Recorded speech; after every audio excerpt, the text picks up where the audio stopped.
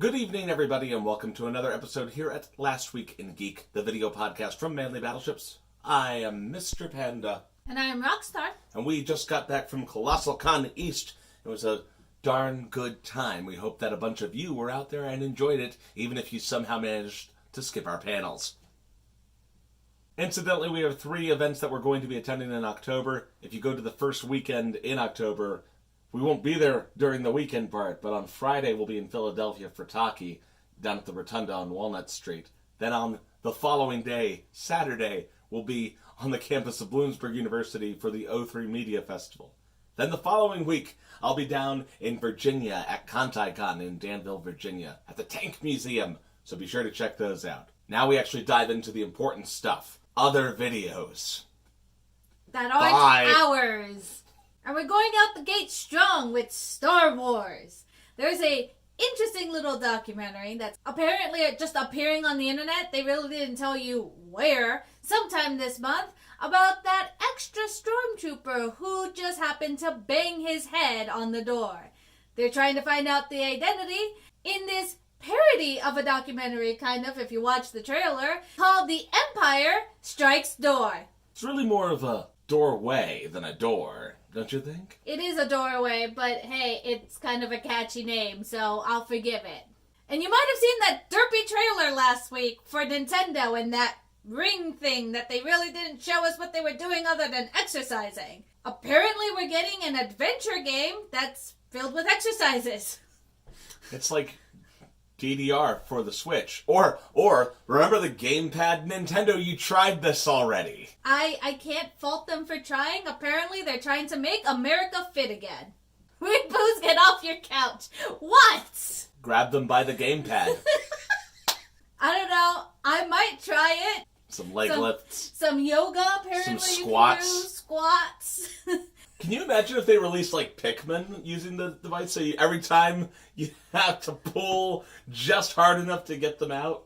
Dude, I use the DDR pad to play fighting games. That's a workout, let me tell you, ladies and gentlemen. Try that out for size. We're continuing in this wacky marketing for KFC now. If you haven't heard, you should hear that there's a dating simulator for the Colonel. Not only that, but it's for the low, low price of free, if you get what I'm saying, on Steam. Unlike his delicious chicken, Mr. Colonel Sanders, his lips are free. Reminds me of Wings of Desire, that weird romance novel they brought out, which you can't even get anymore, I guess. You have to find an old copy now, because they were like, yep, okay, we're done with that. New gimmick, dating sims. And Japan has this really odd obsession with Colonel Sanders, I've been led to believe. It's just like, he's just like this... He's the Santa Claus, because that's what they celebrate during Christmas. It's him. They eat KFC. That's their Christmas meal. Colonel Sanders, why don't you bring me chicken during Christmas? Because your family is poor. More video games, as if there isn't enough. We have Steve Jackson, who is notable for a lot of card games, specifically Munchkin. If you wanted to play a Munchkin-based game on basically any platform, because it's coming out for all the platforms, now you can. In this, it seems like a dungeon crawler. Reminds me a lot of Magicka for any of you guys who have played that. Seems wacky, seems kind of funny. Is it coming out for the Amiga too? I shouldn't have said across all platforms. No. What about the Commodore 64? No. I feel like this would go well on the Commodore 64. I think that will be like the equivalent of dividing by 0 on the Commodore 64. Meanwhile, Netflix is rolling out a new show about what happens to children in a world that's faced the apocalypse. The mixture of movies / series versus game comes together once again. They tried it with Bandersnatch, now they're doing it with animation. Last Kids on Earth is premiering on September 17th. I'm actually going to try to check it out and see how I like it. It's going to be like one of those choose-your-own-adventure things. I like choose-your-own-adventure. I hope there's a lot of death, because I remember being a child and flipping through the book and then suddenly going, damn it, I'm dead. What page was I on? Meanwhile, on Adult Swim, Genndy Tartakovsky, the creator of Samurai Jack, is releasing a new series. Sorry, it's not Korgoth the Barbarian. It's called Primal, and it features, as one of its, catches, if you will, no dialogue. Unless you count screaming. which, in fairness, makes up 80% of Dragon Ball, but let's not get picky here. It's going to be about a caveman and what looks like his fast-paced dinosaur carnivore friend as they try to survive in whatever world they're in. Let people have fun with this concept because I want to see them fight velociraptors and mammoths. Leave it alone. Look, we covered this. Ice Age, The Good Dinosaur, whatever. We're allowed to now have it in an adult setting where there's going to be blood and mayhem. Suck on that, Jurassic World. By the way, when we said that we wanted fewer reboots out there in the entertainment industry, we did not mean this. Warner Brothers has decided that they need to make a Funko Pop movie. As if the Emoji Movie wasn't enough, they had to just find one more thing to make a movie about. It's amazing that Furbies did not get this treatment while they were popular. Don't say it! It'll be like Trolls, it'll come back, stop! It actually might be exactly like Trolls or Gremlins. Now you've said I want a horror! I will accept a horror movie using Furbies. I mean, just play Telltale. I love you! I love you! As the streaming wars heat up and more properties revert back to their exclusive streaming platforms for every company under the sun, Netflix has brought a small light of hope for people who just like media in general. And that is, they will be getting Seinfeld in 2021. Now, I said a small ray of light for mainstream people, but the truth is, I'm not that excited about it. It's a shitty consolation prize for losing The Office and Friends. Hey, I got a great consolation prize, Netflix. I'm going to start spinning concepts to you on Twitter as soon as we're done with this video. Help me out here. Help me help you. Let's make a show together because I think it would be great. By the way, we can just put... we already said this. Last Weekend Geek on Netflix. Oh my god, I'd love that. You said you hated it last time. No, I love it now. If it means saving Netflix from Seinfeld, we'll do it. An entire show where Roxy tries to talk and I just yell over her. We could put it in the format of the Guild then, and we could go to cons and do it. I love it. We had an episode where we steal a service dog because it's just too cute. South Park was trying to cancel themselves with their last season, #cancel South Park, and it backfired. They've been renewed for not just one season, or two, but 3 whole seasons. I mean, I swear it's gonna be at the apocalypse happens and the only thing that's gonna be around is cockroaches in South Park. And if you've been waiting in anticipation for a simultaneous release announcement about Boku no Hero Academia or My Hero Academia Season 4, well, congratulations. They finally did that. There will be a simulcast on both Funimation Now and on Hulu. Funimation will have the simul dub, whereas Hulu will have a simul sub. Oh man, that sounds kinky. A simul sub is both a switch and a sub at the same time. Alright, we're going to move on. Every once in a while, I feel the need. When I go looking for these news stuff, I check a whole bunch of different websites, and every so often I just have to bitch about the way that they do it. In this case, it's CBR. Why? Comic book resources. Are they finally trying to shed that now? No, they're shedding that. They're now not it's comic. just CBR. It's just CBR. And they have this interesting little section called CBR exclusives. Except you scroll down the list and maybe 1 or 2 of them could be kind of exclusive if it wasn't for the fact that other people have early access as well to review stuff like Disenchantment. No, that's not the problem. You keep using this word. I don't think you know what it means.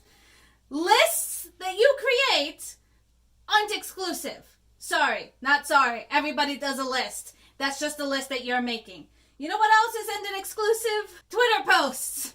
If I can go on Twitter and I can find the post, it's not an exclusive. It's not news either, by the way. I'm sorry that you couldn't find the time to just do a direct interview and actually score an exclusive. You know, I don't know what you're using this category for on your website, but, yeah, whatever. The worst offenders, you can do whatever you want, I'm just saying. The worst offenders are fan theories that they have, because I'm pretty sure those fan theories are from Reddit, like all the other memes are. Speaking of which, we would like to offer our congratulations to Ash Ketchum for winning a Pokemon League tournament and becoming, for the first time, a Pokemon League champion, like CBR pointed out, in an exclusive. Assuming, of course, we were willing to forget the time he became League Champion of the Orange Island Pokemon League. Now, in fairness to CBR, apparently everyone and their dog forgot how to do fact-checking, because even CNN has, in the words of our God Emperor Donald Trump, "You are fake news." And I mean, like, guys, I'm not here to be pedantic about technical terms within the Pokemon world, but the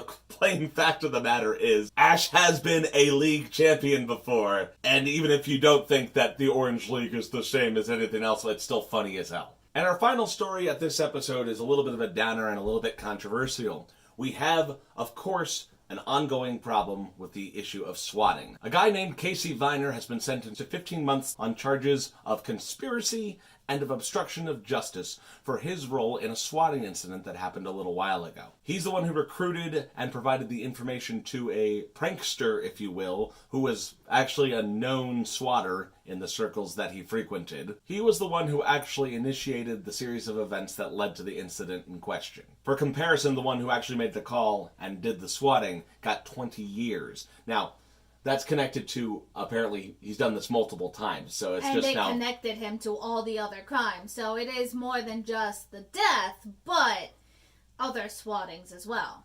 And the question has arisen of whether or not that is enough. Does that serve justice? What he actually did, having led to the death of a person, is 15 months really covering his role in that? He provided the address. He doxed him to somebody who would, in fact, swat him.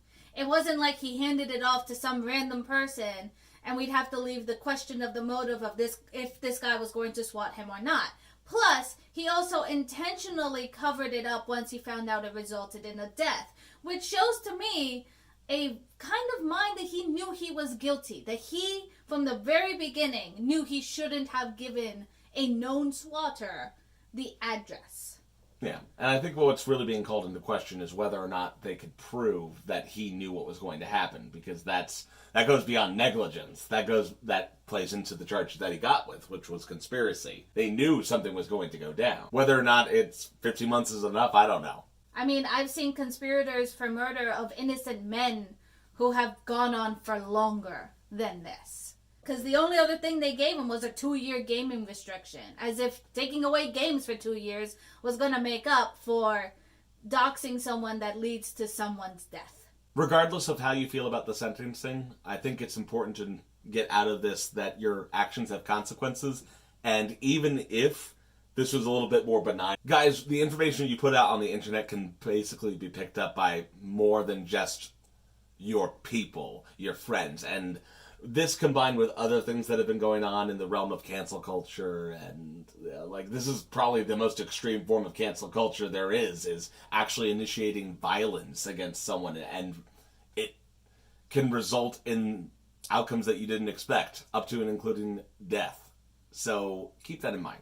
And it's not just for video games. You'll recall we talked briefly about something very similar on a previous episode when we discussed the ColossalCon controversy fallout. So that's where we're going to leave you today. We hope that you were informed and perhaps even entertained earlier in the episode. We'll catch you next week, we certainly hope, if we can keep the schedule and the dog doesn't interrupt all the things, because she's just so cute. Or a fire alarm at ColossalCon East, which is why we have no Saturday video. Wasn't going to tell them about the ColossalCon East fire. Because it's like a statistic now. There's bound to be a fire at every convention at this point, right? With that, ladies and gentlemen, good night and good luck. Goodbye!